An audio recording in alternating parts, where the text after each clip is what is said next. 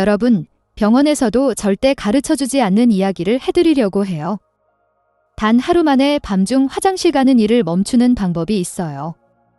너무나 간단해서 웃음이 나올지도 모르겠지만 수백 명의 어르신들의 밤을 완전히 바꿔놓은 이야기예요.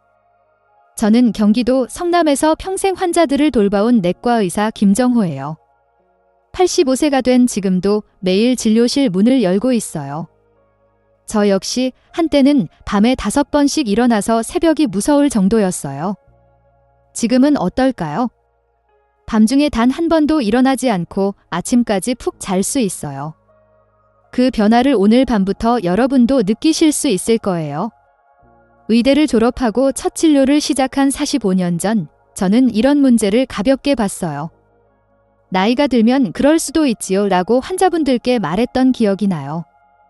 하지만 이제 제가 그 나이가 되어 보니 이 문제가 얼마나 삶의 질을 떨어뜨리는지 뼈저리게 느꼈어요. 밤에 한 번, 2번 일어나는 것이 단순한 불편함을 넘어서서 건강과 행복에 얼마나 큰 영향을 주는지 몸소 체험했어요.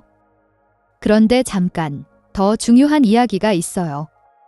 이 나이에도 연속적으로 잠을 자는 것이 무엇을 의미하는지 아세요? 대부분의 분들은 고령기에 들어서면 밤에 화장실에 가는 게 당연하다고 생각해요. 하지만 제 경험은 달랐어요. 50년간 의사로 살아오면서 배운 가장 중요한 교훈은 작은 습관이 큰 변화를 만든다는 거예요. 매일 아침 진료실에 있는 저를 보고 환자분들이 물어요. 선생님은 어떻게 그 나이에도 머리가 그렇게 맑으세요? 그럴 때 저는 항상 웃으며 답해요. 밤에 푹 자기 때문이에요. 좋은 잠은 어떤 약보다도 강력한 치료제예요. 여러분, 어젯밤에 몇 번이나 일어나서 화장실에 가셨나요? 그 불편함이 여러분의 삶을 얼마나 힘들게 만들고 있는지 생각해 보신 적 있으세요? 몇 년 전 일이에요. 70세가 넘어서부터 매일 밤 3번씩 일어나서 화장실에 갔어요. 가을이 되니 더욱 심해졌어요. 깊은 잠을 못 자니까 아침에는 머리가 흐릿해져서 진료 중에도 기억이 애매해지고 심한 날에는 진료 중에 졸기까지 했어요. 밤중에 넘어지지 않으려고 슬리퍼에 고무까지 붙여가며 걸을 정도였어요. 이제는 그 고통을 아는 사람만이 이 방법의 소중함을 이해하실 거예요. 어느 날 환자 진료 중에 집중력이 떨어져서 약 처방을 잘못할 뻔한 적도 있었어요. 다행히 간호사가 발견해서 큰 문제는 되지 않았지만 그날 밤 저는 진지하게 고민했어요. 이대로는 안 되겠다. 제가 환자분들을 제대로 볼 수 없게 될지도 몰라. 특히 기억에 남는 환자분이 계세요. 82세 박민수 어르신은 매일 밤 6번씩 일어나는 바람에 우울증까지 생기셨어요. 선생님, 이대로 가면 미쳐버릴 것 같아요. 잠을 못 자니까 살아있는 게 고통스러워요. 그렇게 말씀하시던 모습이 지금도 눈에 선해요. 민수 어르신은 처음에는 수면제를 원하셨어요. 하지만 제가 알려드린 생활습관 조언을 따른 후 2주 만에 밤중 화장실 횟수가 절반으로 줄었어요. 한 달 후에는 우울한 기색도 사라졌어요. 선생님 덕분에 다시 살맛이 나요 라는 말씀을 들었을 때 의사로서 큰 보람을 느꼈어요. 또 다른 환자분, 김영자 할머니는 밤중에 화장실에 가다가 넘어져서 고관절 골절로 수술을 받으셨어요. 회복이 늦어져서 움직이는 게 불편해지고 그 때문에 활동량도 줄어서 우울증까지 생기셨어요. 이처럼 밤중 화장실은 단순한 불편함을 넘어서서 때로는 심각한 사고로 이어질 수 있어요. 저 역시 마찬가지였어요. 집안에 화장실까지 가는 길에 야간등을 설치하고 남편은 제 뒤척임 때문에 다른 방에서 자야 했어요. 약을 먹어도 효과는 없었어요. 방광 검사도 하고 초음파도 찍었지만 특별한 이상은 없었어요. 나이 들면 다 그런 거예요 라는 말만 들었어요. 기억력도 떨어졌어요. 오랜 환자분의 이름이 생각나지 않아서 곤란했던 적도 있고 가족 모임에서 같은 이야기를 반복해서 자식들이 걱정한 적도 있었어요. 나중에 알게 된 사실이지만 이것은 수면 때문이었어요. 밤에 제대로 된 깊은 잠을 못 자면 뇌가 회복할 시간이 부족해져서 인지 기능이 떨어진다는 사실 알고 계셨나요? 혹시 여러분도 밤에 자주 일어나서 화장실에 가는 게 노화의 자연스러운 과정이라고 포기하고 계시지는 않나요? 그렇다면 이제부터 말씀드릴 내용이 여러분의 생각을 바꿔드릴 거예요. 어느 날 남편이 말했어요. 매일 밤 국물을 드시고 과일도 많이 드시네요. 그 말이 계기가 되었어요. 수분 섭취 시간을 조절했을 뿐인데 믿을 수 없게도 그날 밤부터 일어나는 횟수가 줄어들기 시작했어요. 생활 습관을 하나씩 바꿔나가니까 어느새 밤새 푹 잘 수 있게 되었어요. 이것은 약도 아니고 병원도 필요하지 않아요. 처음에는 반신반의했어요. 이렇게 단순한 방법이 효과가 있을까? 의학서를 찾아보니 실제로 과학적 근거가 있었어요. 체내 수분 균형, 혈류량, 호르몬 분비 패턴 등이 모두 관련되어 있었던 거예요. 의사였던 제가 이런 기본적인 사실을 놓치고 있었다니 부끄러웠어요. 제 변화를 본 진료소 직원들도 놀랐어요.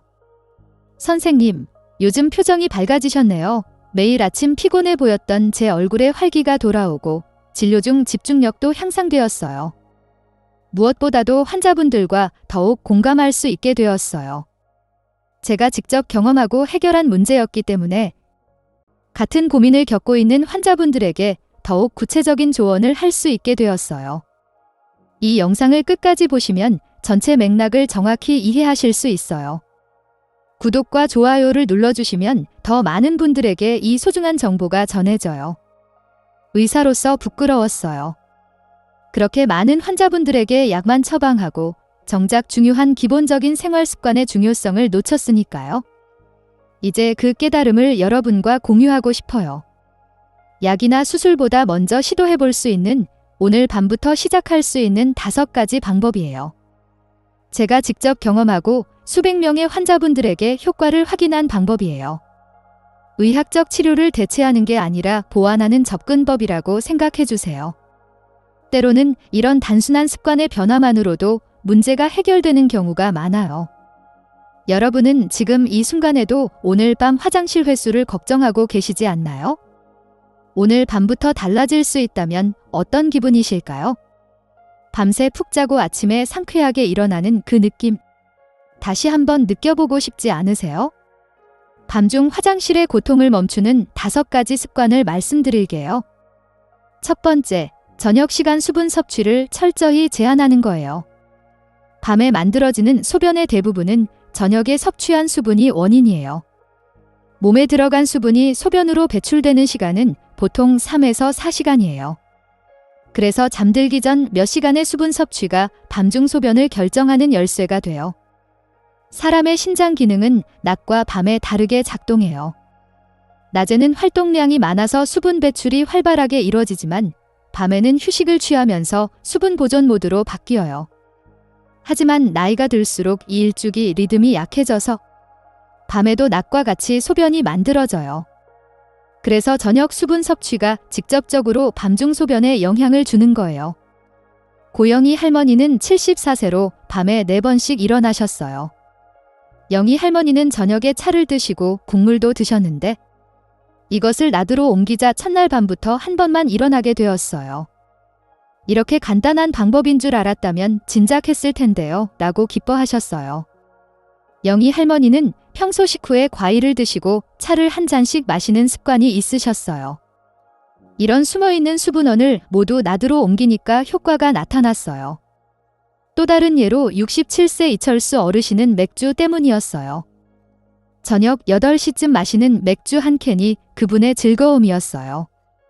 하지만 그 습관 때문에 밤에 3번이나 화장실에 가야 했어요. 알코올에는 이뇨작용이 있어서 소변을 더욱 증가시킨다는 것을 알려드리고 맥주를 점심으로 옮기거나 줄이도록 권했어요.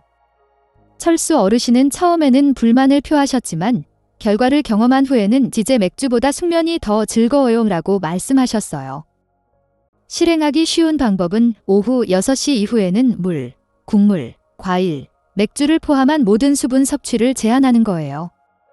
식사는 국물보다 건더기 위주로 드시고 과일은 낮에 드세요. 저녁 식사 때 국물이 나온다면 건더기만 건져서 드시는 게 좋아요. 물론 목이 마를 때는 소량의 물을 마시되 한 모금 정도로 제한하세요. 목이 마를 때는 물로 입을 헹구고 삼키지 않는 방법도 도움이 돼요. 특히 잠들기 1시간 전부터는 더욱 철저하게 수분을 제한하는 게 좋아요. 주의사항으로 약 복용은 예외이지만 그때도 최소한의 물만 사용하세요. 또한 겉으로 보이는 수분보다 숨어있는 수분, 즉 국물이나 과일 등의 식품에 들어있는 수분에 특히 주의해야 해요. 너무 극단적으로 수분을 제한하면 탈수나 변비가 될 수 있으니 낮에는 충분히 수분을 섭취하는 게 중요해요.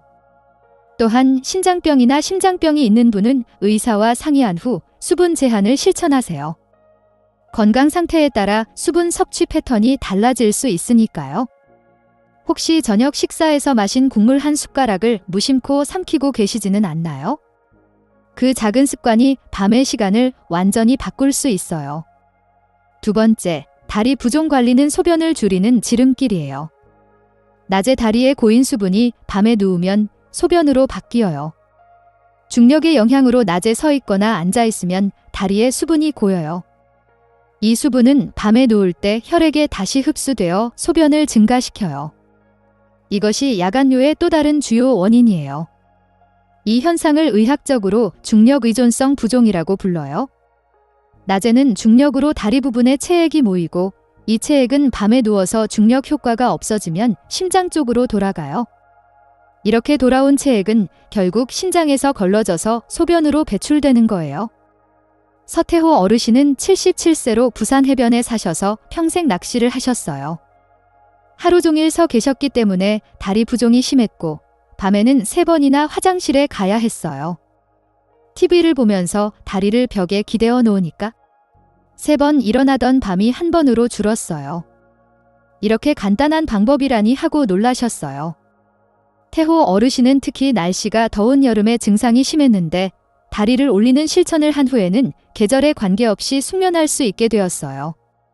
또한 71세 박미자 할머니는 백화점 카운터에서 오래 일하셔서 만성적인 다리 부종이 있었어요.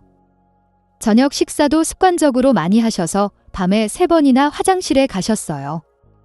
저는 저녁에 다리를 심장보다 높이 올리는 습관을 권하고 추가로 낮에 압박 스타킹을 착용하도록 조언했어요. 두 방법을 함께 실천하니까 일주일 만에 밤중 화장실 횟수가 1번으로 줄었어요. 실천 방법은 저녁 식사 후 2시간 정도 다리를 심장보다 높이 올려두는 거예요.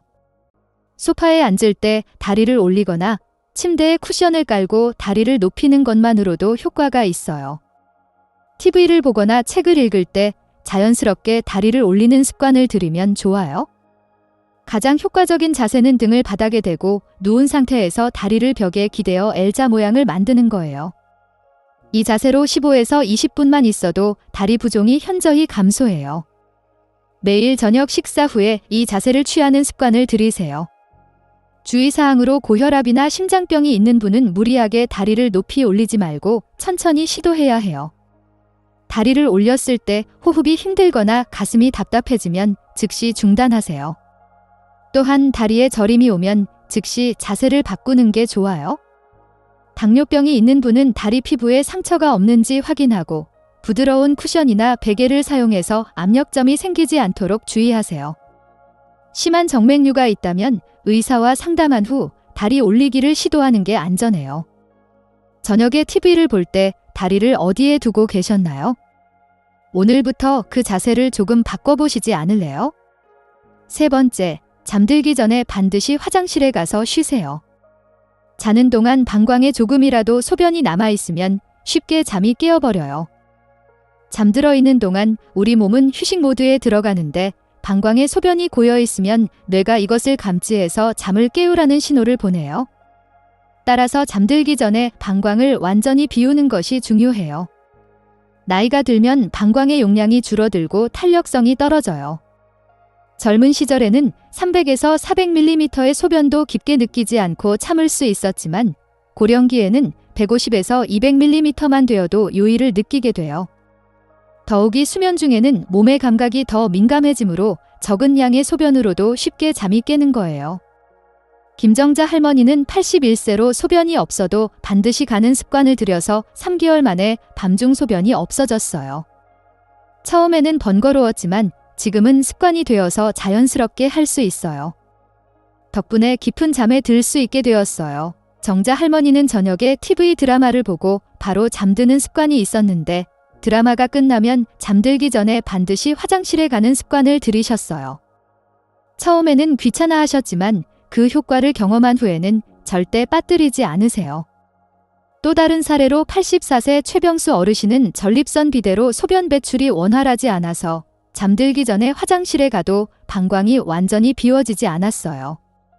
저는 그분에게 배뇨를 돕는 간단한 방법을 알려드렸어요. 배뇨한 후에 회음부, 즉 음낭과 항문 사이를 가볍게 위로 눌러서 남은 소변이 나오도록 하는 거예요.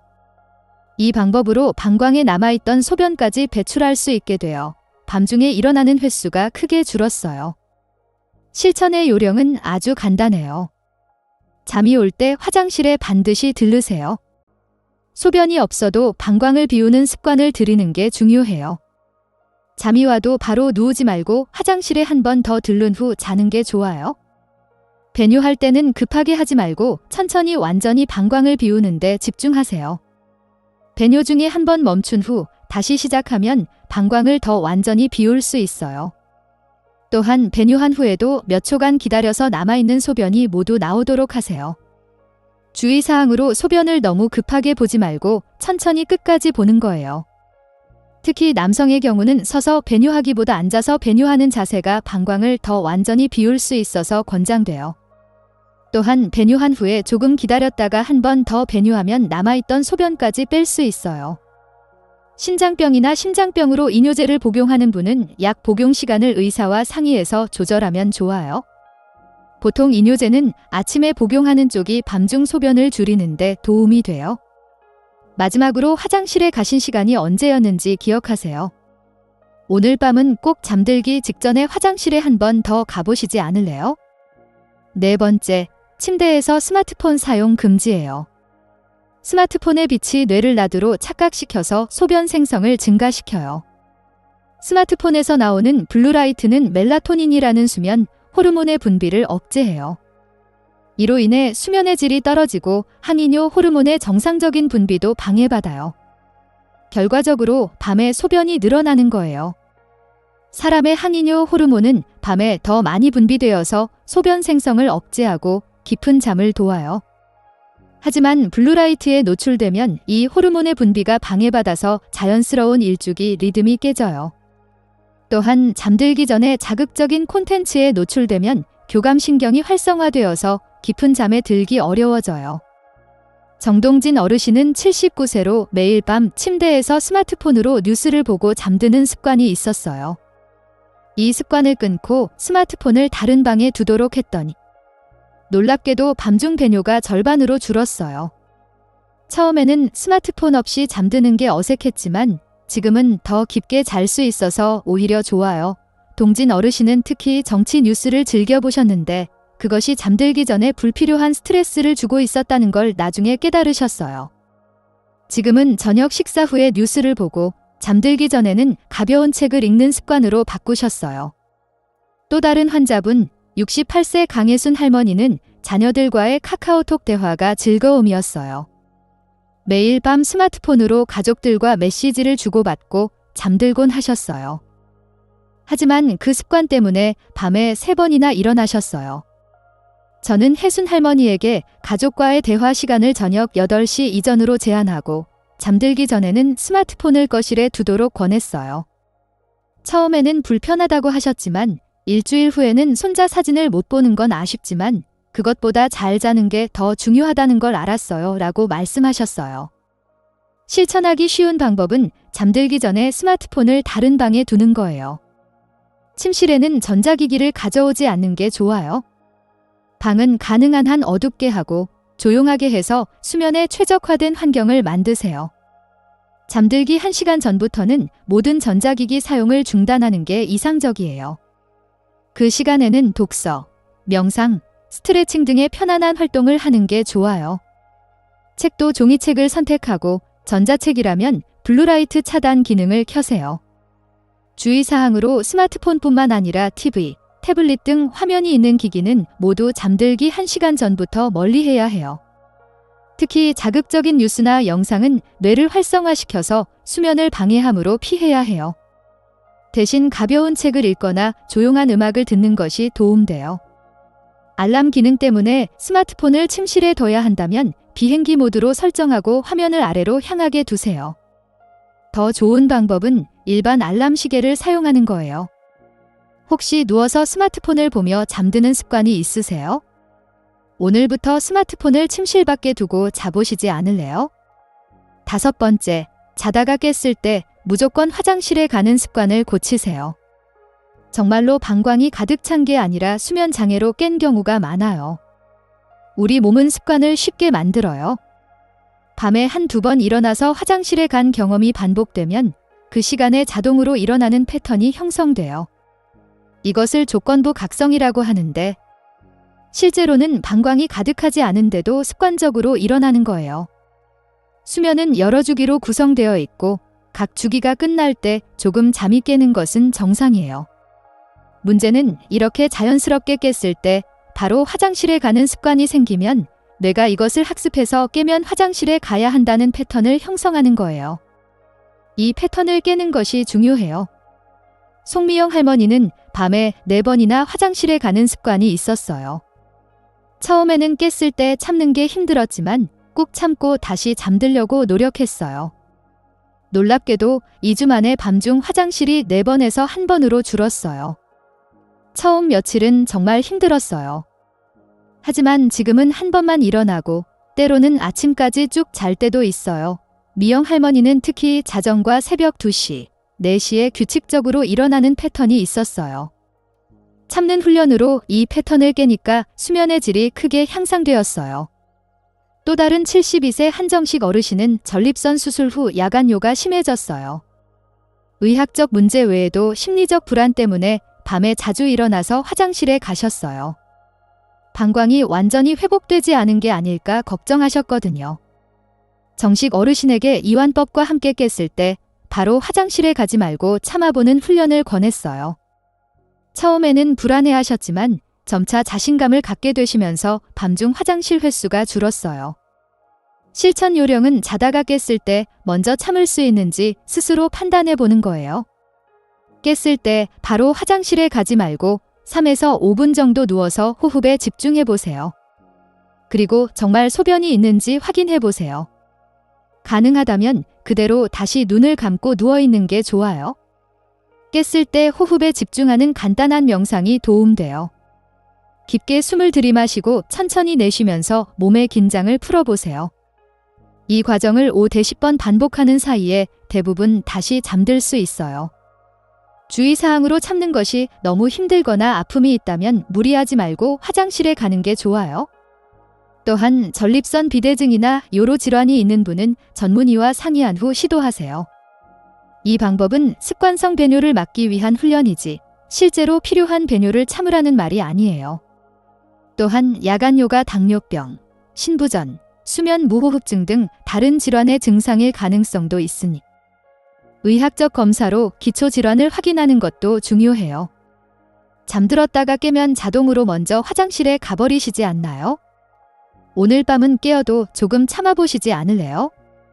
오늘 말씀드린 방법 중에서 딱 한 가지만이라도 실천해 보세요. 단 하루만으로도 결과가 달라질 수 있어요. 어떤 병이든 결국은 몸의 신호를 빨리 알아챈 사람이 먼저 회복돼요. 오늘 밤부터는 수분 제한, 다리 올리기, 잠들기 전 화장실, 스마트폰 금지, 밤중에 참기. 이 5가지 중 하나만 선택해 보세요. 내일 아침 상쾌하게 눈뜨는 기분을 꼭 경험해 보시길 바라요.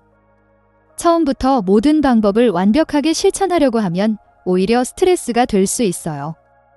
하나씩 시도해 보시고 효과가 있는 방법을 점차 늘려가는 것이 지속 가능한 변화를 만드는 요령이에요. 저도 처음에는 저녁 수분 제한부터 시작해서 효과를 본 후에 다른 방법들을 추가해 갔어요. 제 환자분들 중에는 이런 방법들을 실천한 후 수면제 복용을 중단한 분들도 많이 계세요. 수면제는 일시적으로 입면을 도울 수는 있지만 수면의 질을 떨어뜨리고 의존성이 생길 가능성이 있어서 장기적으로는 바람직하지 않아요. 생활 습관의 개선이 가장 안전하고 효과적인 해결책이에요. 의사로서 40년간 수많은 환자분들을 만났지만 가장 효과적인 치료법은 종종 가장 단순한 것이었어요. 약이나 수술보다 생활 습관의 작은 변화가 더 큰 차이를 만드는 경우가 많아요. 제 자신이 그랬고 제 환자분들도 그랬어요.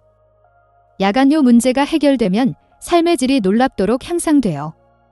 아침에 상쾌하게 일어나서 활기찬 하루를 시작할 수 있고 기억력과 집중력도 좋아져요. 낙상 위험이 줄어들고 전반적인 건강 상태가 개선돼요. 무엇보다도 매일 밤 화장실에 가는 불안과 스트레스에서 해방돼요.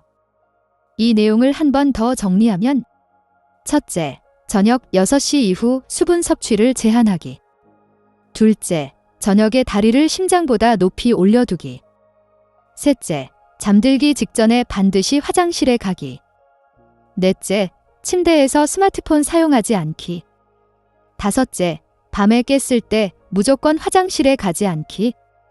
이 중에서 한 가지만 실천해도 변화를 느끼실 수 있고 점차 다른 습관들도 더해 가시면 밤중 화장실 횟수는 더욱 줄어들 거예요. 고령기의 삶의 질은 작은 습관들이 모여서 결정돼요. 오늘 밤부터 여러분의 삶이 바뀌기를 진심으로 바라요. 저는 이제 80세가 넘었지만 여전히 매일 진료소를 열고 환자분들을 만나고 있어요. 체력의 비결을 묻는 분들에게 저는 항상 밤에 잘 자는 것이라고 답해요. 좋은 잠은 건강의 기본이며 행복한 노년의 열쇠예요. 다음 영상에서는 고령자의 요실금에 대해 다뤄볼게요.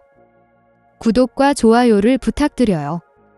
알림 설정도 해두시면 새 영상이 올라올 때 바로 확인하실 수 있어요. 여러분의 건강한 노년을 응원해요. 감사해요.